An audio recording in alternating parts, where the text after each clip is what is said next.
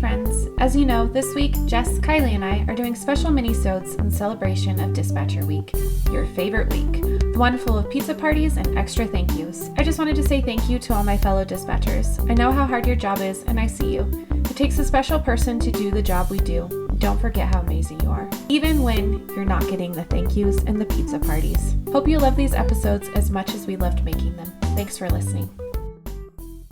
This topic that we're going to talk about, let's do, what is your funniest memory? Whether a call or a situation in the room, something that happened. I definitely have one. Jess was there for this one. Oh, yes! I know exactly what it is. Yes, please tell this. I know there are lots of funny moments, and any dispatcher will tell you open mics are especially funny. One night, I don't know, 2 o'clock in the morning, I'm making a Pop-Tart, as you do at 2 o'clock in the morning. And it was me, Jess, and another dispatcher. I had put my Pop-Tart in the toaster. I had walked back to, clear someone from a call and copy someone on the radio, right? And then I walked back in, and my Pop-Tart was falling into the toaster. So I yelled at the girls, because they were also my friends. I was like, the toaster ate my Pop-Tart! Really loudly, right? And I had an open mic. And I didn't realize I had an open mic. And then the sergeant comes up and he goes, I copied the toaster ate your Pop-Tart. And I said, oh, I'm sorry, sir. My mic got stuck. And he said, is the toaster code 4? And I said, toaster's code 4. And I could not stop laughing. And I didn't even know I had an open mic until the other dispatcher heard it, because she had Wes turned up on her end. Yeah. And I could hear it kind of in the room that I was in on her speaker. And then she's like, open mic. And that's not even the best part. The best part is after this, Jess and I proceeded to make a song on GarageBand of my open mic.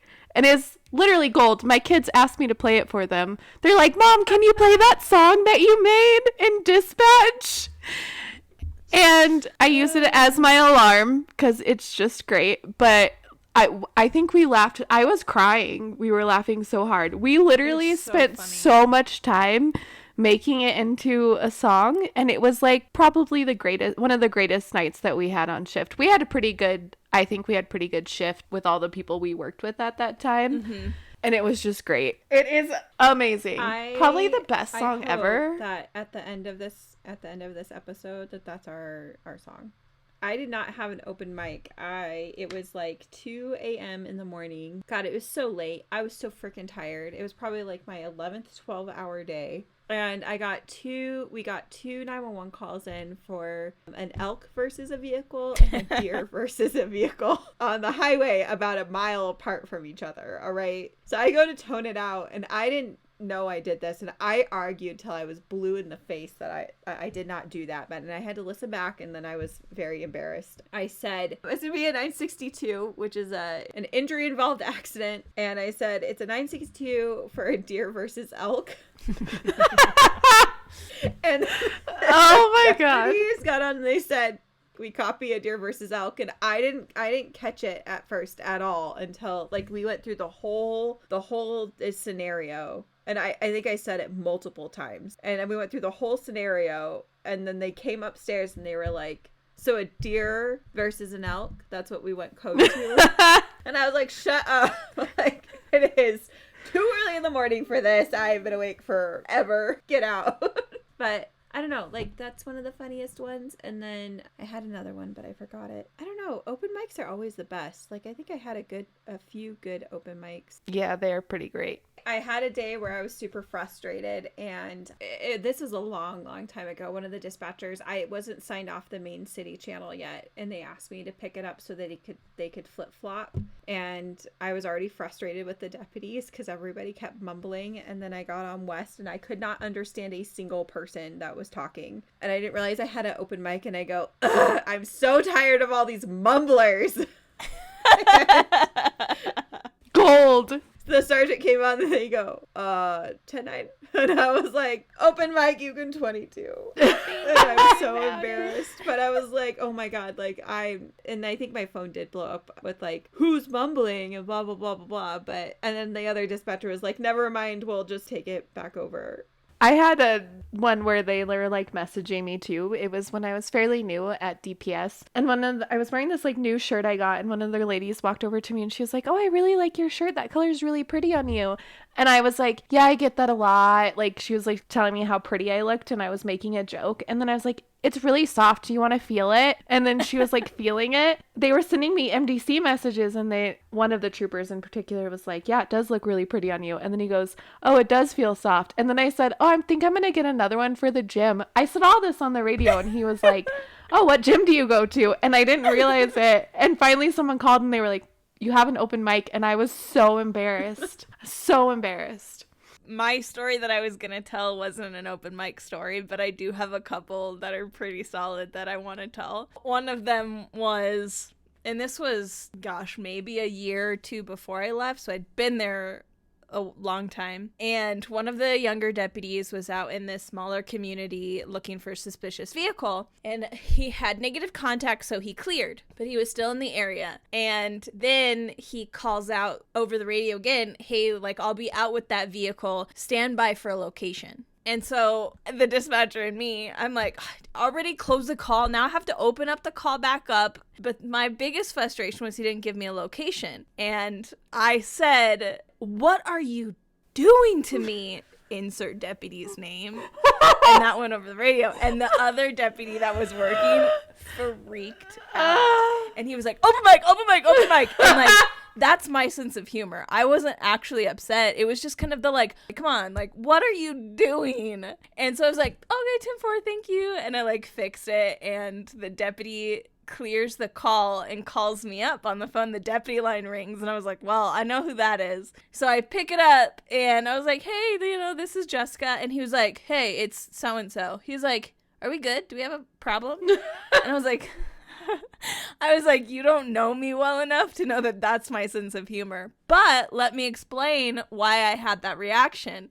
I just gave you a call for a suspicious vehicle that's not familiar with that area. You had cleared it and then went back out with it, but didn't give me any information. What if something really bad had happened?" Yeah, it's our job to take care of you. But, and then I just plainly said that. And he was like, "Oh, you have a good point." And I was like, "Next time, hey, just give me a street." But that's my sense of humor. So welcome to working with me. It was funny. My original story, and I'll tell this really quickly so this one doesn't go too long. But again, it was more recent, within the last few years, and I was working graveyards, and I was working with these two younger gals. And when you work graveyards at our center, we would come in at 6 p.m. and work till 6 a.m. So you're there all night, and most of the time at 4 o'clock in the morning, nothing really is going on, so you can like watch movies and stuff.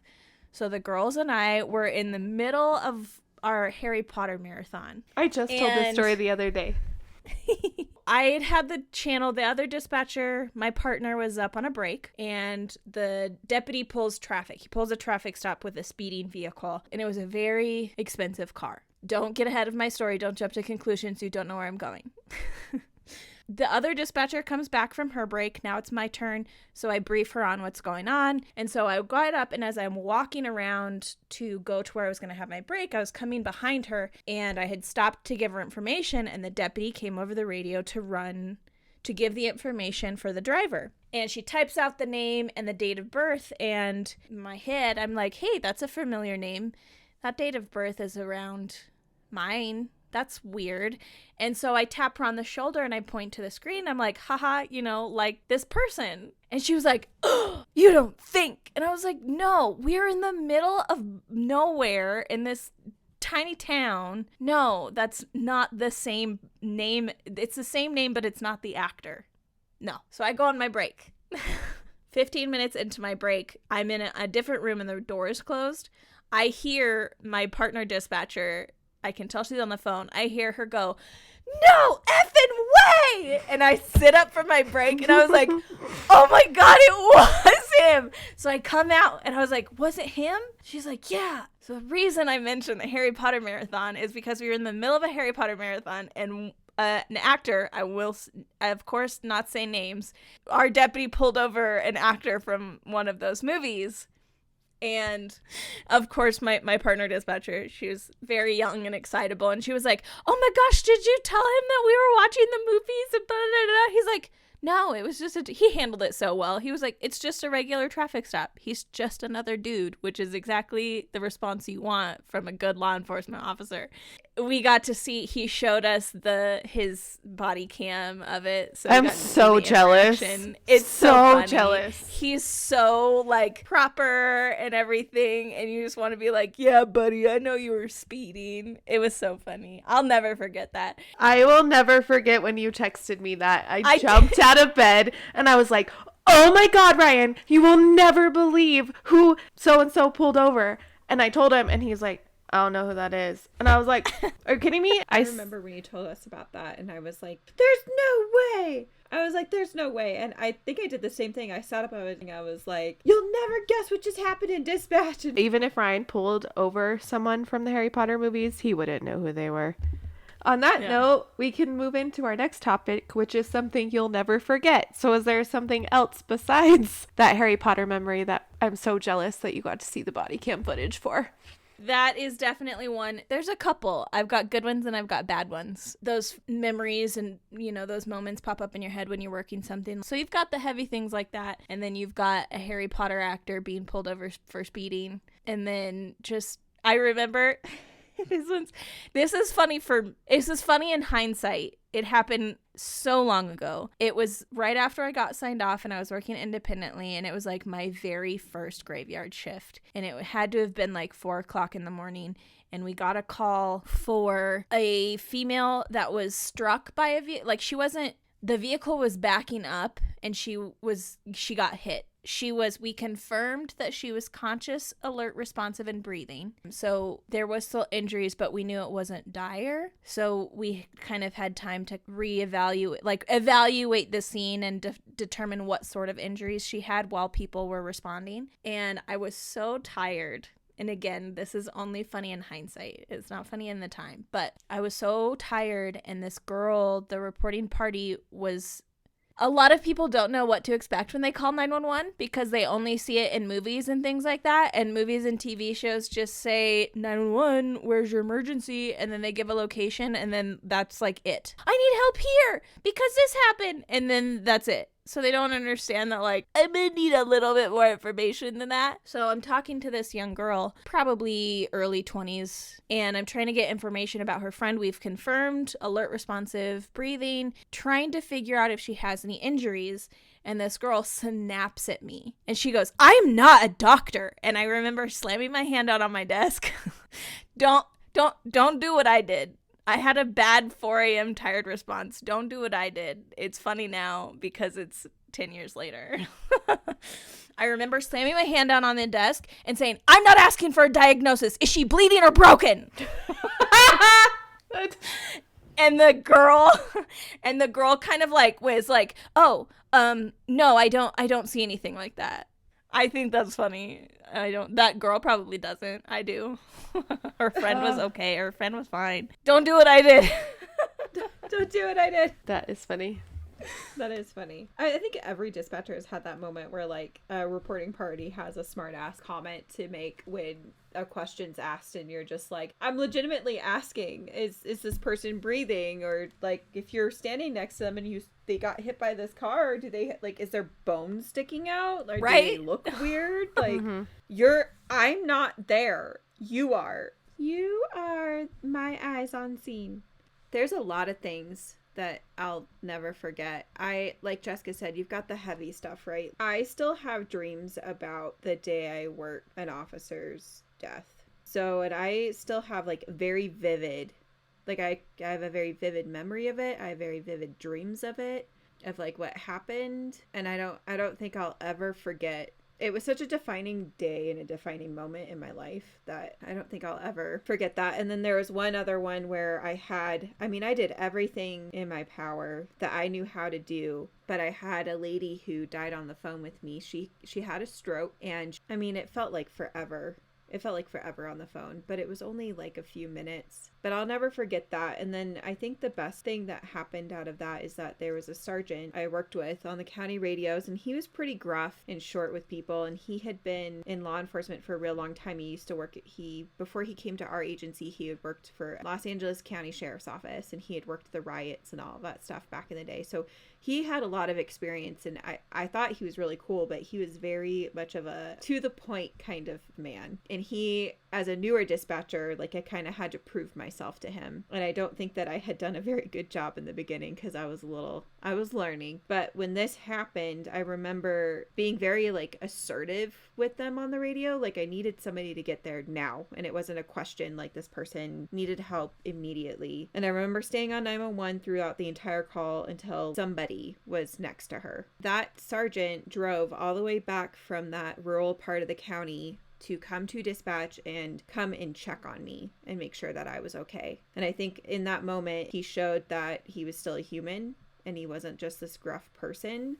Mm-hmm. And we actually had a really great relationship after that. I think, like Jess said, like we've got those heavy things, those things that you'll never forget. That stuff I think will stay with me forever. But then you have the good stuff, right? Like there was one deputy and I where when we were working those graveyard shifts, we would send each other like those Laffy Taffy jokes on the MDC. So like you would get this like lame ass joke on your MDC and you'd be like, oh, okay. So we would send those back and forth. And then I don't think it was my last shift, but it was during my last week in dispatch, and the deputies made that night so much fun. And it was like 3:00 in the morning, and I didn't think like anything of this. I definitely didn't think that admin was listening. Some cows got out onto the highway, so they weren't behind the fence anymore. They were actually on the highway, and it's too early in the morning, so we can't get a hold of the ranchers or whatever, so we dispatched it. And I think I actually have the chronology of it still, but we called it Operation Movement. And gold. And the entire time I was dispatching these guys out, we were coming up with every cow pun that we could come up with to get out there. And when they're like directing it and they're moving down the highway, it was just nonstop. And then all of a sudden I get a message from one of the deputies and they're like, just so you know, the commander's listening. Oops. And he messaged me. And I was like, oh no, we are in so much trouble. It was like the entire call. It wasn't just a couple times. So I thought we were in trouble, but the commander ended up calling up and saying that was hilarious. That was the best public assist call for service that I've listened to in a really long time. Like, you guys keep doing what you're doing. He thought it was really great. We were like pretty professional there at the end. We're like 10-4, okay. We're 10-8. All right, great. We're done. But it made it so much fun. And then it was like, they all called up and they were like, I hope we made like our last shift with you fun, and I hope you like, we're gonna miss you. And it was a lot of, I don't know, it was cool. There's a lot we could spend this whole episode reminiscing about things that we'll never forget. I think, like you guys said, you have like all these like bad memories. I've been on the phone with people when they died, like Kylee said. It's rough. And, there's been a couple of calls where like I was on the phone with someone who was calling in a reckless driver. And then while they were on the phone, they shot said reckless driver in the butt. What? And it was just a shit show. I've used that example in my interviews. So when they ask, how do you deal with a stressful situation? You're like, well, let me tell you a story. And there's just been some like sad calls. Like I remember recently I had this call and this dad called 911 because he didn't know what to do because he picked his kid up from elementary school and his kid said his friend was suicidal and he only knew his first name. So I got all the information I could get. I asked, what does your friend look like? Does your friend ride the bus? All the information that he could give me. And the dad put him on speaker and like let me talk to him. And I think being a mom and also dealing with these situations every day, it was a little bit easier for me to ask for all this information. And then I hung up with him and I'm trying to call the school. I'm trying to figure out who this kid is. I'm like, they can look him up, It was very stressful. And I ended up eventually finding out who the kid was and talking to the counselor, and we got an address and we sent an officer there to check on them because suicide is such a big thing in kids, especially like the rates of suicides for younger kids are going up. I remember I talked to a counselor who didn't seem to take it as seriously as I did, but for me, I think I've learned the most in being a mother, really, but also in being a dispatcher, is to be an advocate for people when they need it. And I was like, we're not going to stop until we find this kid and we talk to him and we make sure that he's okay. My officer is going to have to talk to him. At the end of the day, I was like, I didn't know what happened, but I know the officer was there. So I know I did everything I could do. You know, those kind of things, like they just stick out to you. You'll never forget them. And then there's, for me, I think the good things that I remember most are like the relationships I built with people. I became a dispatcher in 2014, and then in 2015, my entire life fell apart. I got a job at the Highway Patrol and I found myself. I found out how strong I actually was in being a dispatcher. Like being a dispatcher saved me, and the people that I met along the way saved me. I met one of my very best friends at DPS. We're not as close as we used to be because, you know, life gets in the way.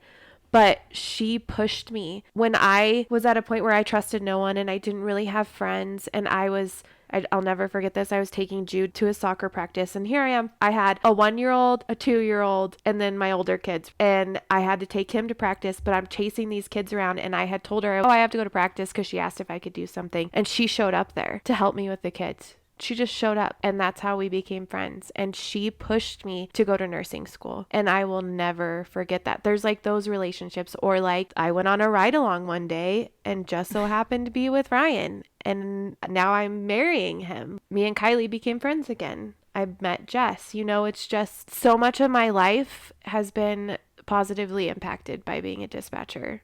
I learned who I was, and I learned I was strong, and I will never forget it, and I will always be thankful for it. Should we move on to our proudest moments? Yeah, I have a proudest moment. I'll keep this one just to one thing for me. I've mentioned it before. I don't remember if it made it into the edit or not, but I know that I've brought it up. Probably right about smack dab in the middle of my career. I took a call, and I walked my caller through CPR.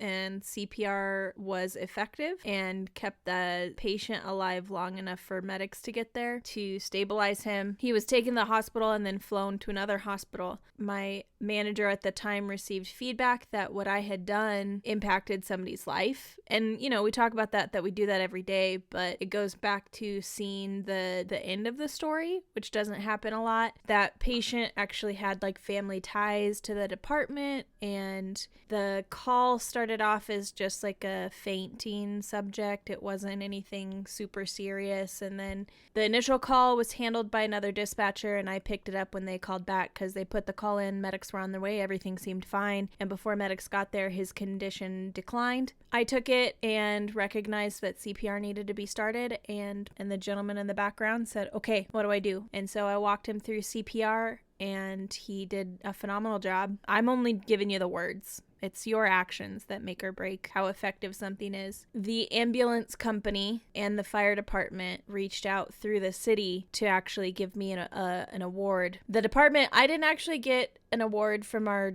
department, from the department I worked with. I was never actually given, because they offer life-saving awards or things like that, but I was never given anything like that. However, it meant more to me because it wasn't my department. It was coming from the ambulance company. It was coming from the fire department, and it was coming from the city. And so it was called a Citizens Heroism Award. And so I was given that, and it was really cool because I can't even call it a ceremony. I was presented the award at a city hall meeting.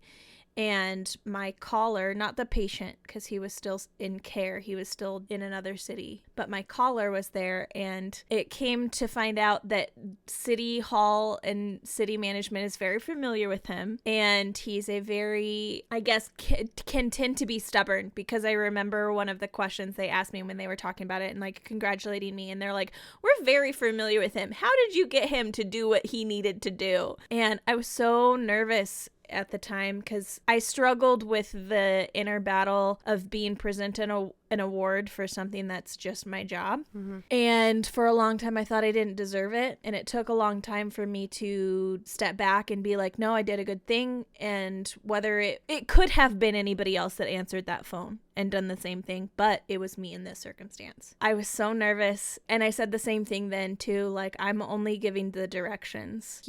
How effective CPR is comes down to so many things, but I can't make you do CPR. I can tell you how to do it, but I can't make you do it. So I'm just words. I'm only 50% of it. He was the other 50%, and it was his friend. So that was really awesome to be able to see the other side of that and be recognized for something so important. So I remember I couldn't even get the day off for that ceremony. My family came into town. I had to work, take a long break, and come back to work. And there were other dispatchers in the room that were unhappy that I got a quote unquote lunch. And I remember a comment. I say this because I feel like things like this need to have some attention brought to it, and the fact that we need to support and lift each other up. I came back and I was signed in, I was working away, and I was a little bummed because my parents were in town and they don't live here, but I could, see them later on in the day. And across the room, I hear another dispatcher ask if they could get up to go to the restroom, and the dispatcher they asked that to said, "Yeah, of course, I've got you." And the previous dispatcher said, "Wow, excellent, you deserve an award." And it wasn't just a passing comment. Like, I could tell from how they said it and what had happened that day. That's jealousy a lot, too. That it was, yeah. And so at that time, I was still struggling with accepting an award like that. And all that did was make it harder for me. Now, I don't care. I don't care if you like me or not.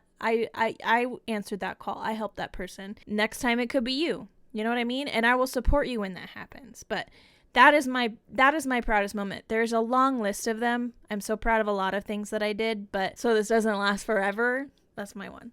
I had, kind of a similar experience with something like that, because when I first started at DPS, when I first started taking phone calls and stuff, literally within my first few weeks, I took the call where that lady was kidnapped. She was being beat in a car and we couldn't find her. I've brought it up before. And I took a call where I stayed on with this guy. At DPS, we weren't allowed to do EMD, right? So we had to transfer it to you guys being where we all worked. I was EMD certified, so I knew what to do, but because I had this new job, I wasn't allowed to. So I stayed on the phone with them the entire time and listened to this dispatcher do EMD and listened to this man lose his wife. And It was heartbreaking. I think we had a huge pile up that we worked to, where a lady was on the phone and with us when her husband got hit by a car. All within like the first couple weeks or months that I worked. It was just crazy, right? I just took a crazy amount of hard calls and I did a good job. And because of that, I got my director's commendation.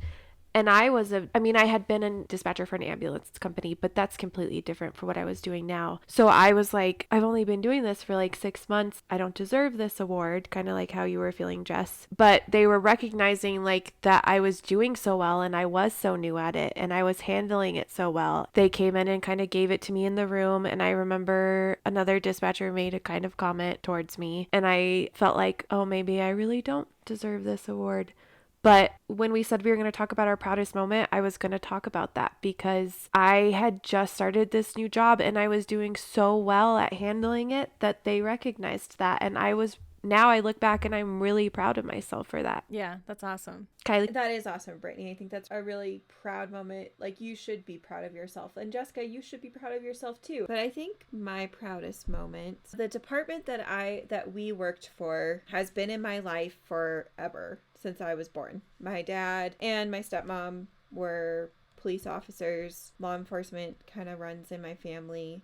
When I got hired by this department, I was so incredibly proud to be working for the department, to be working with my dad, to be working with my stepmom, to be a part of this family. And like, I already felt like I was a part of this family. Like, I grew up with all of these guys and girls, but then I felt this immense pressure to just be as good as my dad or as good as my stepmom, and that I had these like big shoes to fill. And I was so hard on myself because I did really feel like I had to be the best, right? Like, I had to be the best at what I did because I had to carry on my family's name. But I was so proud to be a part of this first responder family. It's hard for me to pick out a defining moment. I think that a lot of my moments of being proud, and I might cry, so bear with me, but I think a lot of my proudest moments were when I know I didn't fail the people in the room with me, that I was actually there when they needed me the most.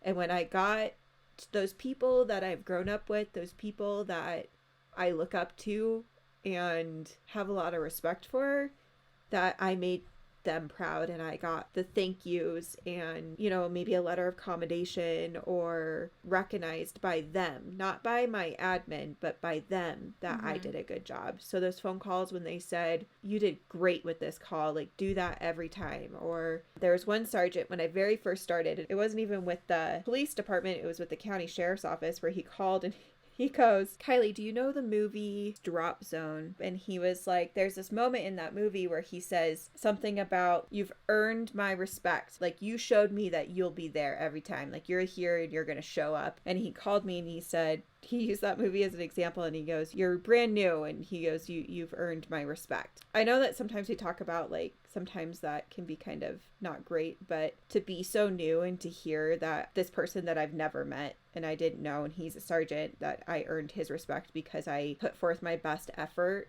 I think that was like one of the biggest moments too, where I was like, yeah, like, this is cool. This is awesome. I'm really proud of myself.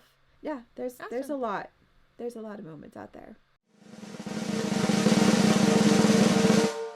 Good toaster, eat my Pop-Tart. Good toaster, eat my Pop-Tart. Pop-Tart. Good toaster, eat my Pop-Tart. My Pop-Tart. Good toaster, eat my Pop-Tart. Good toaster, eat your Pop-Tart.